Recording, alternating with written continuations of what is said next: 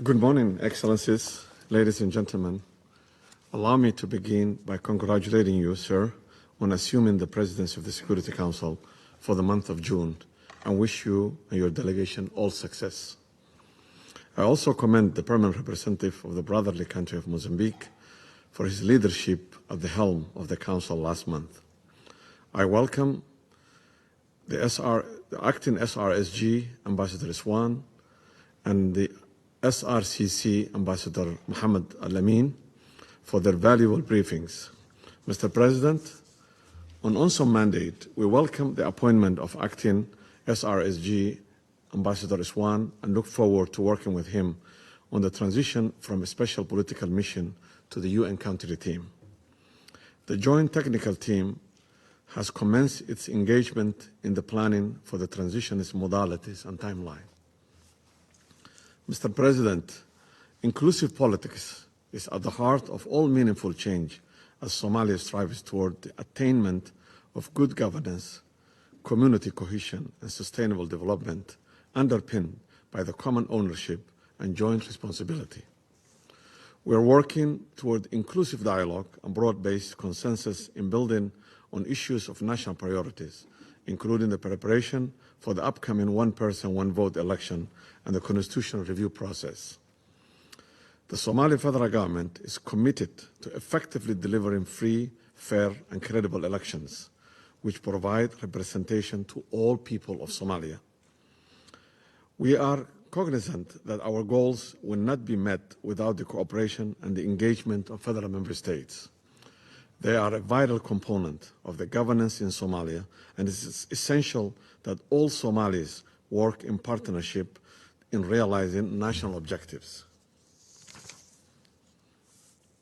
On the security development, defeating al-Shabaab remains the Somalia's key security priority.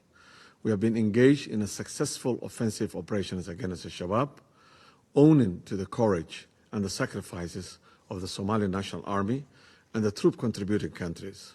Al-Shabaab has been reduced to carrying out opportunistic attacks on soft targets and broadcasting doctorate propaganda videos and images. In the last 2 years, many plots to kill innocent people were foiled, and many al-Shabaab operatives have been neutralized. Despite the courage and the sacrifice of our gallant Somali security forces, in the ongoing offensive operations, we continue the development of our security forces to protect our citizens and take over the full security responsibility from the African Union mission. We are grateful to all friends who are actively assisting us toward the accomplishment of this fundamental goal that only Somalis can defend Somalia and its citizens. Yet, adequate, sustainable, and predictable funding to address the shortfalls of Somali national forces remains a challenge to fast-tempo offensive operations against al-Shabaab. The government of Somalia is extending local governance to the liberated areas to address the priority needs swiftly and sustainably of the population and build their confidence in lasting peace and good governance. In that context, we have resumed last Saturday 12th grade national exam all over Somalia for 37,000 students.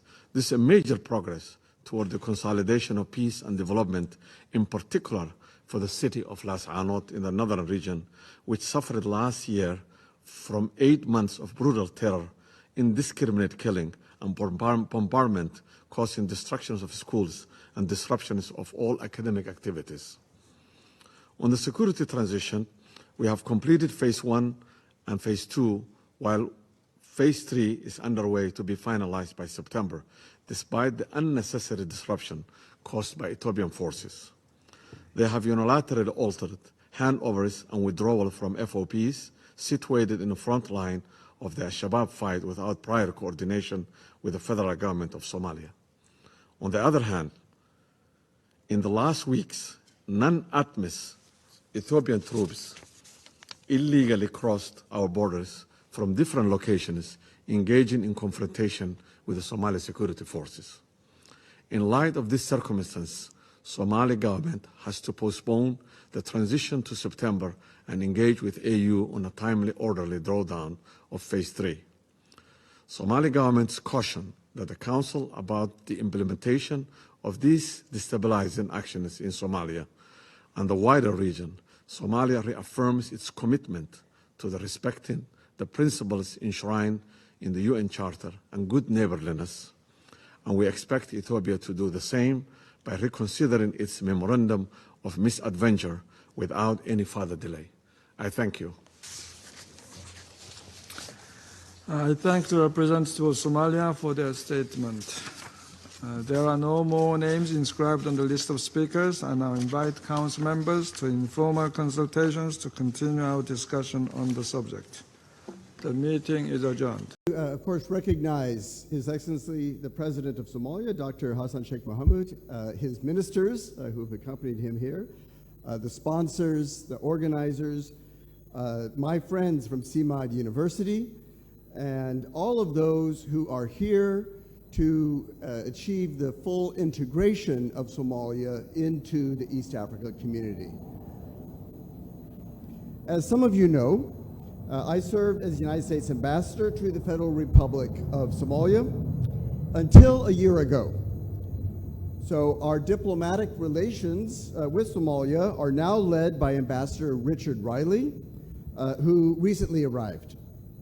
He is leading our embassy team to further strengthen our partnership with Somalia's federal and state governments and with the Somalia's people. I am pleased that our country's role in supporting Somalia's revival is led by such a superb and skilled, highly experienced, intensely dedicated diplomat. So, I am now a professor at the Lyndon Baines Johnson School of Public Affairs, which is a graduate school of the University of Texas, my home state.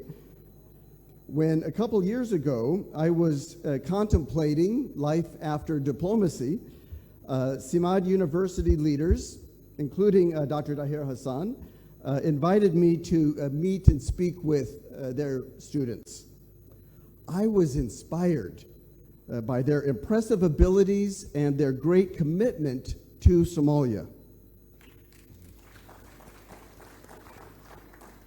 So that encounter with the students led me to considering an academic career, which is what I'm doing now. So that encounter with CMAD University had a profoundly positive effect on me and my family. I am grateful. So what brings me back to Somalia, back home? I am here courtesy of the White Star Business Group, which I recently joined as a part-time strategic advisor. Our Chief Executive Officer, Amira Elmi, is here somewhere. I don't see her. Oh, here she is. So I'm very grateful to my new colleagues. And among White Star's clients are Salam Somali Bank and Hormuz Telecom Somalia. We just heard from the highly esteemed CEO. So they are, of course, among the sponsors, and they also made it possible for me to be with you today, so I want to express my gratitude to them as well. So the topic of this conference is Somalia's membership in the East Africa community. Somalia joined the East Africa community on 24 November, so that is exactly to the day 7 months ago. The EAC, after a period of dormancy, was reconstituted in 2000 as one of Africa's premier regional economic communities. I want to say from my experience at our American embassy in Dar es Salaam, our ambassador there is double-hatted. He also is accredited to the EAC headquarters in Arusha. So from my experience there, I came to learn of all of the value that the EAC as an organization brings to its member states. Regional economic integration is the East Africa community's top goal.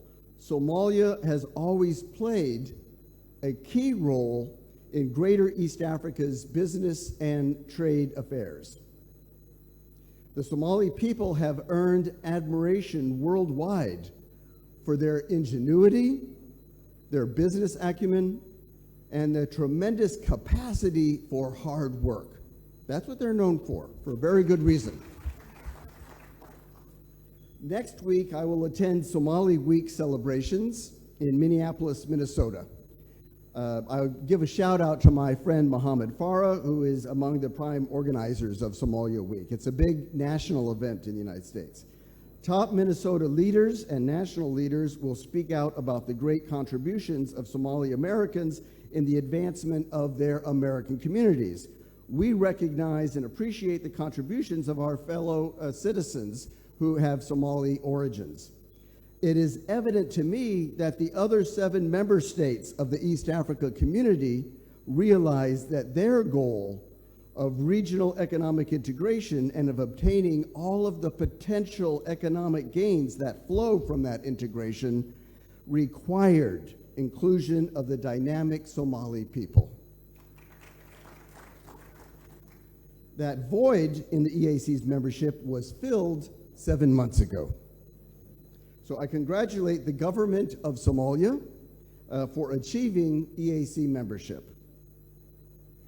So Somalia's EAC membership occurs in a larger context, which is that of national revival.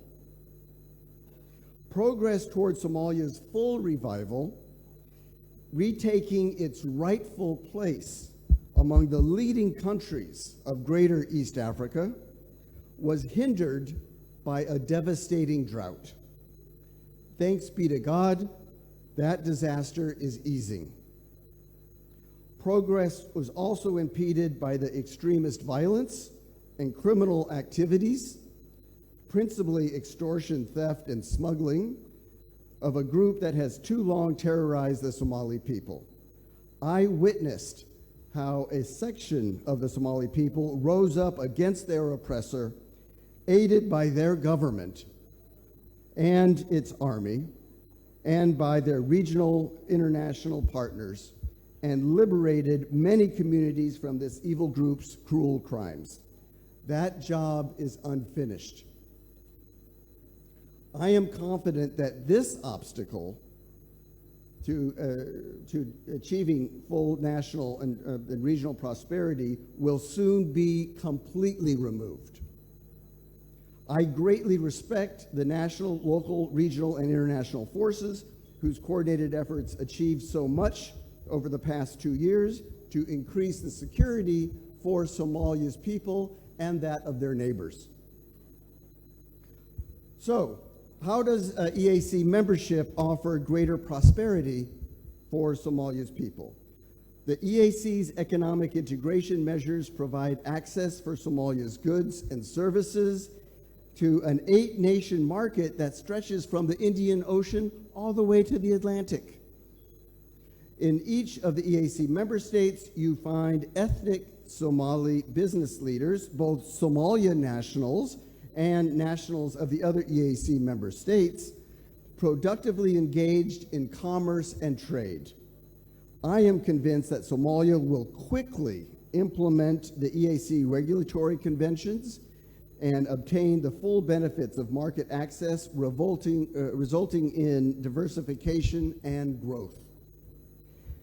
Infrastructure development will receive increased investment through regional cooperation.